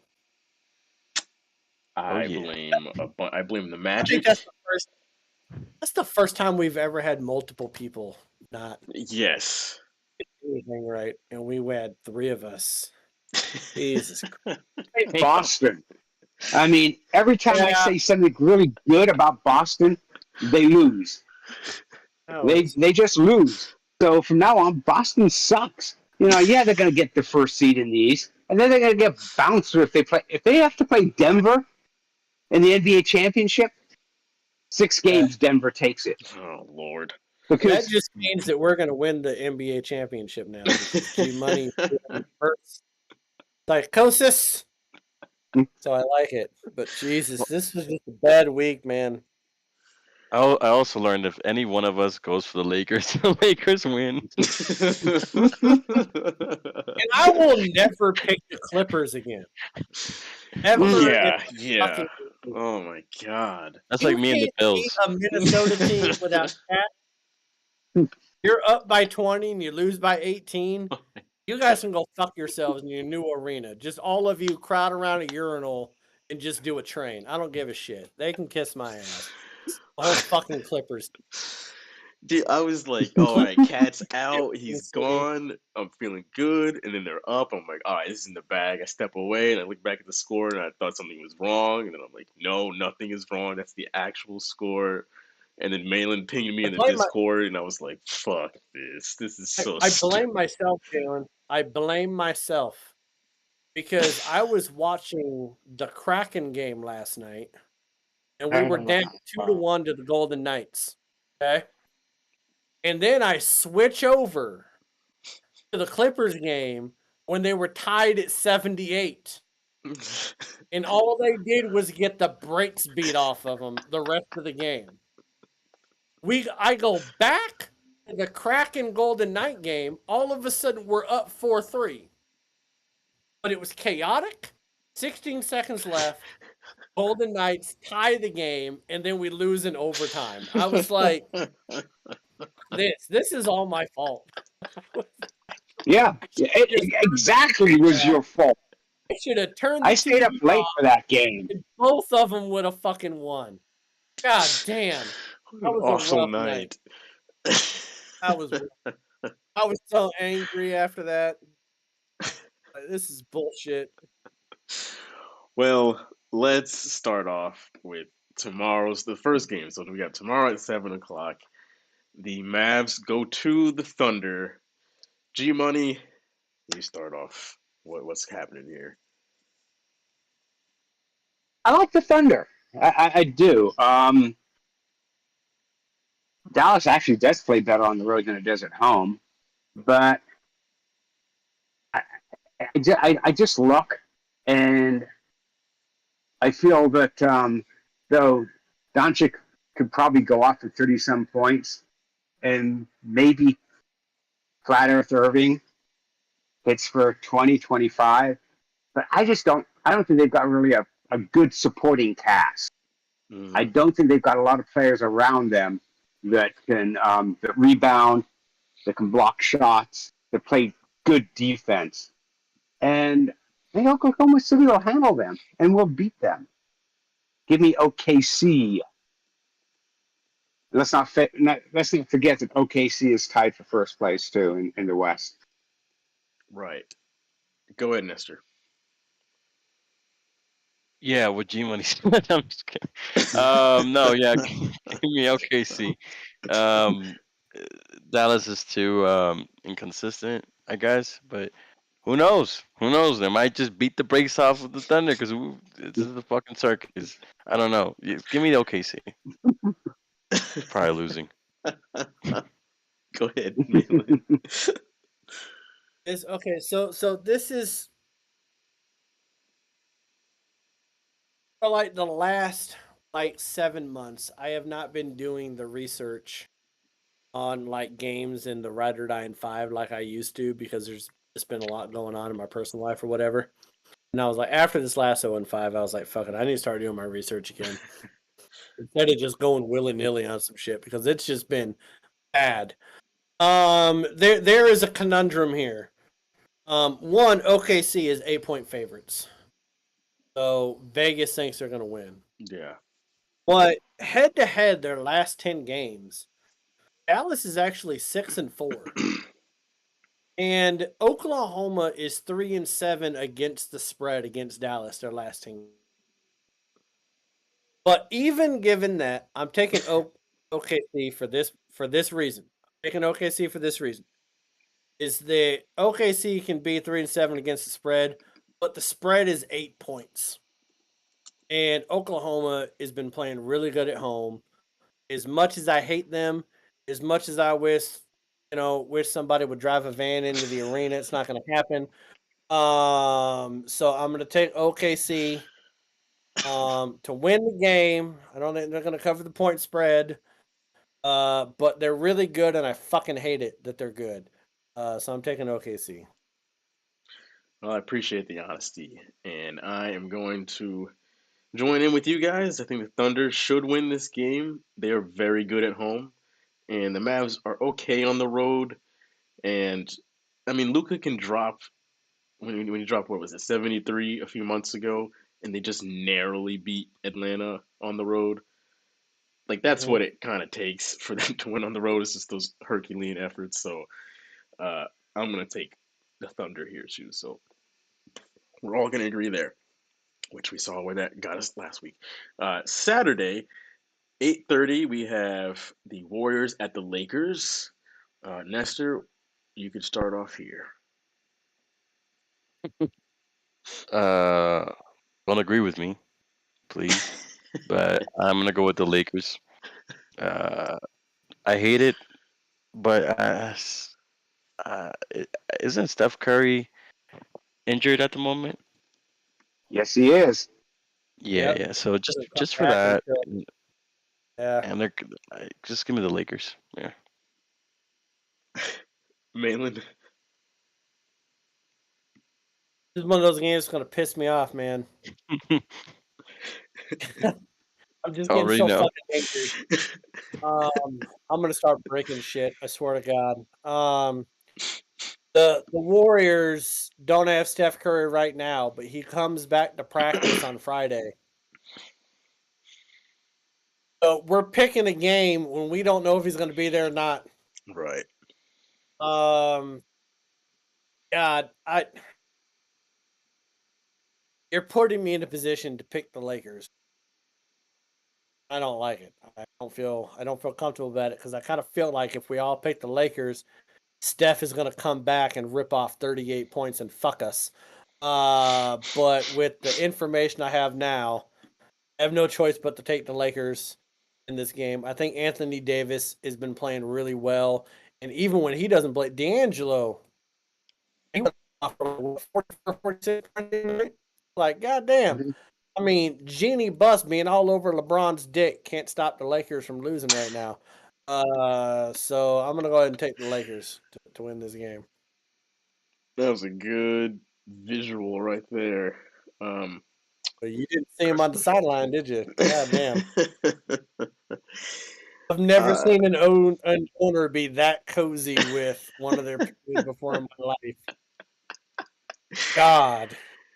Well, I am also going to take the Lakers. I believe the Genie Bus LeBron duo will continue to add to this chemistry. The Lakers are this is so Lakers, how they just heat up towards the end. Like as we move into the playoffs, this is what they've done the past couple of years. They've been dog water all year, and now they're like coming alive. D'Lo had a great game. They're winning games they shouldn't. And the Warriors, they're a shell of themselves. Whether Steph plays or not, I think the Lakers win this. So, G-Money. Yeah, I mean, it's projected that Steph may be back on the 16th, but Draymond is injured too. So he may be back. But still, if they're not playing, they don't win. If Steph doesn't play, they don't win. Their supporting cast is old. No, as old as me, but pretty goddamn close.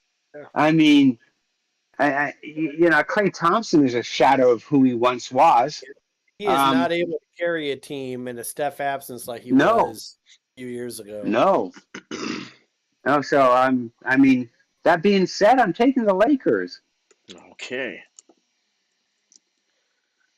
We're all in it together, boys. Sunday at 1 o'clock, we have the Suns at the Bucks. I think, am I going first here? I'll just go first. I'm going to take the Bucks at home here, because the Bucks at home are actually pretty good. I think they've only lost 7 games at home, and the Suns are not very good on the road. So just with that simple reasoning, give me the Suns here. G money. You're taking the Suns? Oh, sorry, I'm going to take the Bucks. Is that what you said? I was confused. Yeah. I thought you were pulling a Nestor. Give me everything, and that's why I'm like, well, wait a minute, what?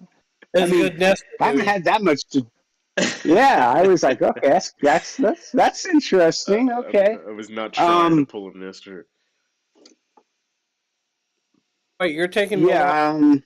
I am taking Milwaukee. Okay, I just wanted to be sure. I was like, wait, money got me confused here. Jalen got me confused. I was like, okay. So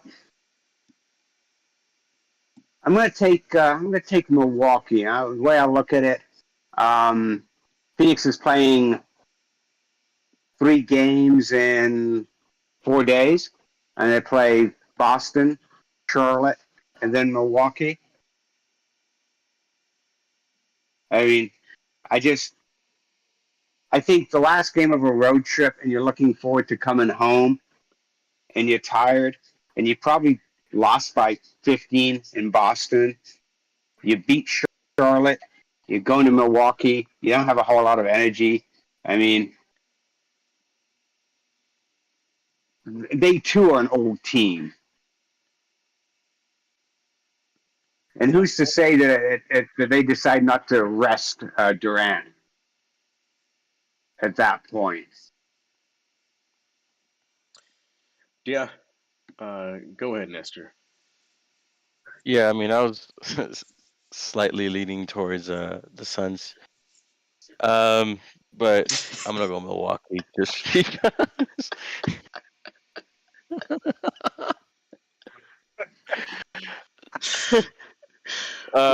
Doomed.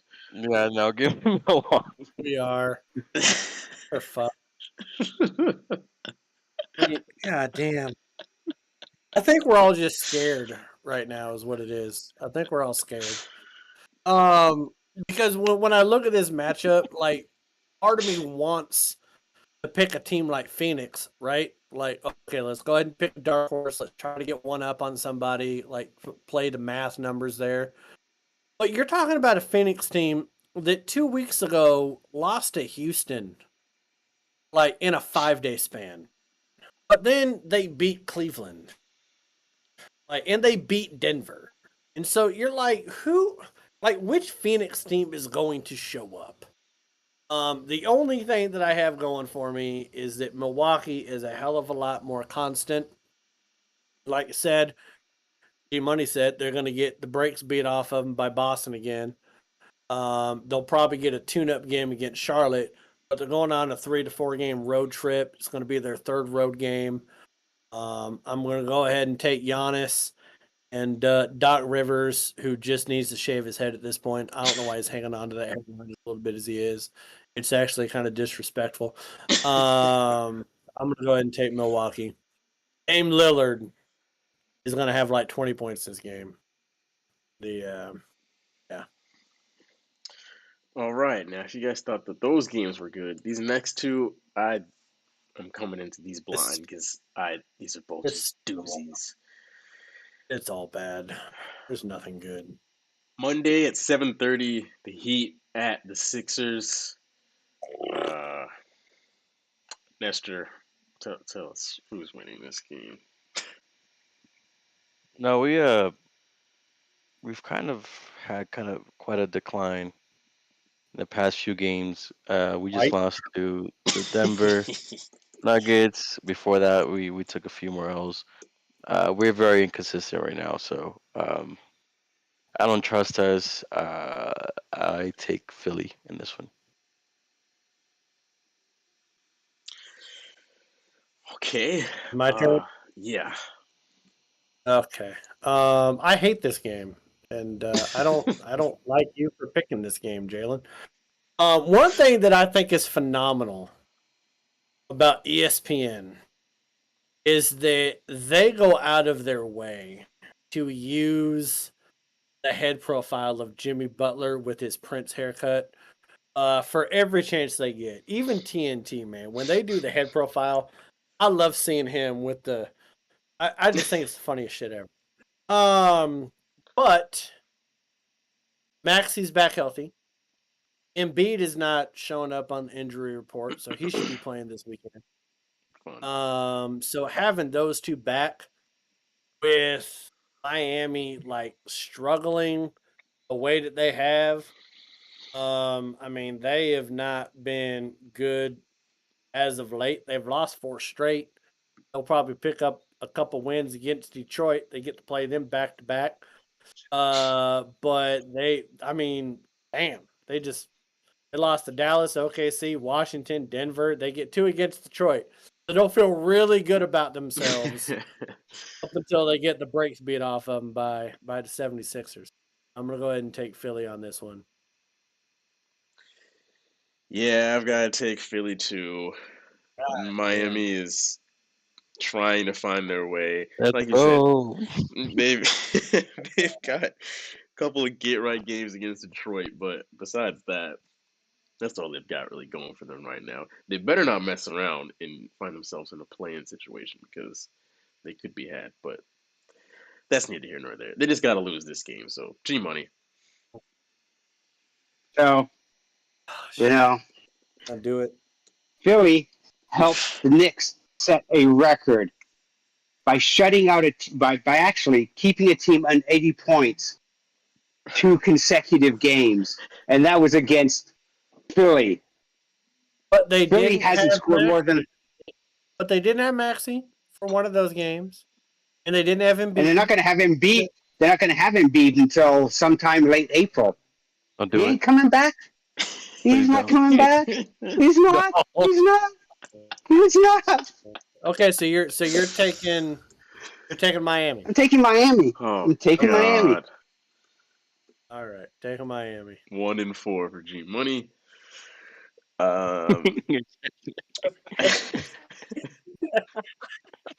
Tuesday, last game at 9:00. We've got the Nuggets at the T-Wolves. I'll just go real quick. Just give me the Nuggets. I'm not going to overthink it. Just give me the Nuggets. Simple as that. Isn't it my turn to go first?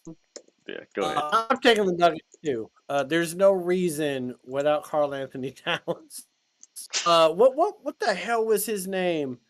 Last night, Edwards went off for like 46 points. Goodness. Has no business doing that ever again. I'm gonna go ahead and take the Nuggets.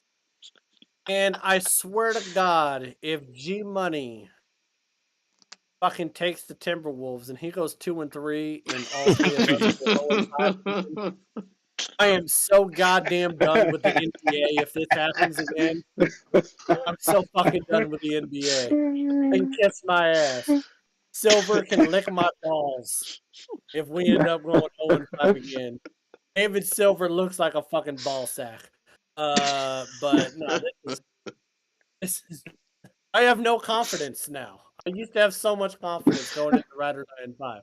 I have none. I have nothing. G Money. Well, Malin, I'm taking Denver. I mean, it really, when you, I mean, the funny thing about Denver, right, is you look at them and you go, they don't look that good. They just don't look that good, but they play well. They play well together. And freaking Joker, big, lumbering, Eastern European white guy who should be out doing his cows or something. You know? Okay. You say doing his cows. I Yeah, mean, man, what? Are we grooming the cows or are we fucking the cows? What are we doing with the cows? Grooming. I'm not doing anything with the cows. You have cows. Yeah, they were mooing like a son of a bitch out there earlier. That was fucking crazy. Did you see the Joker out there? You might want to look. Yeah, there's a little Serbian ass out there wrangling these fucking oxen. Probably was. But yeah, I mean, Friggin' canceled. Denver just Denver plays well as a team. They really do. They play well as a team. Sort of like how Miami does when they get into the playoffs. I mean, they look like shit during the regular season, and they get in the playoffs, and all of a sudden it's a different fucking team. Denver, you know, you look at Denver and you go, okay, Joker, yeah, he won MVP. But you look at him and you go, but he doesn't look like someone who should win MVP, right? Big, lumbering, white guy, you know, doesn't speak English well. I don't think it's that Denver doesn't look good. They just went ugly like the Spurs used to. Like, it's not a brand of basketball that makes people want to watch it. You know what I mean? Like, people hated when the Spurs won championships because it wasn't an appealing brand of basketball. It wasn't exciting with that slow ass win by defense, up the court, slow it down with Tim Duncan kind of things. And Denver kind of seems like they're made of that same mold now, or it's just not exciting to watch. No, as good as they are, no one's like, oh shit, Denver's playing on a Thursday. Let me clear my schedule and make sure I'm watching this game at 8 p.m. because they're like, nah, it's going to be boring, but they're going to fucking win. So yeah, I saw them on Saturday. They played Utah, and they had 80 points before halftime. Just annihilated them, and it was the most boring 80 points you've probably ever seen. Boring. Nothing is exciting about it. And first of all, when you're playing Utah, I mean, you're talking about Denver and Utah. Like, who the fuck cares about those two? That's Jesus. But yeah, Nestor, why is Anthony Edwards going to have 62 and throw the ball off the backboard to himself again? Fucking insane game he had. No, Denver. Yeah. All right. So G Money's going to go 1-4. Here we are. We're going to go 0-5, and we're all going to be wondering what the fuck is happening to the NBA. Like, seriously, if you're betting money on NBA games right now, then you're way behind on your mortgage or your rent, and you're trying to come up with something, and it's not going to work out. You're going to lose your home. So just don't do it. Out of all of these, the one that will piss me off the most is if we're wrong on the Warriors-Lakers game. If the Lakers lose that game. And they fucking will. They will. Anytime we pick an LA team, they fuck us. Every single time. Like, Anthony Davis will get hurt. In fact, he's probably going to get hurt in this game after we pick him to win. Like, I don't even know why LeBron's playing. Jesus. Sacramento's beating the shit out of him right now. Yeah, they are.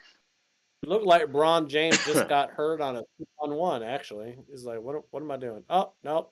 Oh, he said he traveled. Okay. But no, if the Lakers lose that game, the worst thing is going to happen is that Steph is going to end up playing, and LeBron or AD is going to be out. Right. We're going to be like, what the fuck? Like, that's just... It won't even be hurt. It'll be load management. That's what's really going to Yeah. Though it shouldn't be load management against Golden State because they need to win that game. Right. I mean, it's like, you know... But that doesn't seem to be our status quo right now. Yeah. No, it doesn't. It doesn't. Last week was an ugly week. I tend to think that we'll get on the winning track this week. I think we'll come back next week and look and go, man, better week. We got back in tune. I don't know. At least that's what I'm hoping. Glad one of us. You guys either picked all 5 games with me or 4 out of 5, and I think I've only had one winning week last 10 weeks. So it's not looking favorable. I'm grasping at straws here. There's nothing good about this. This is my least favorite segment, and it used to be my favorite. LeBron James just fumbled a fucking rebound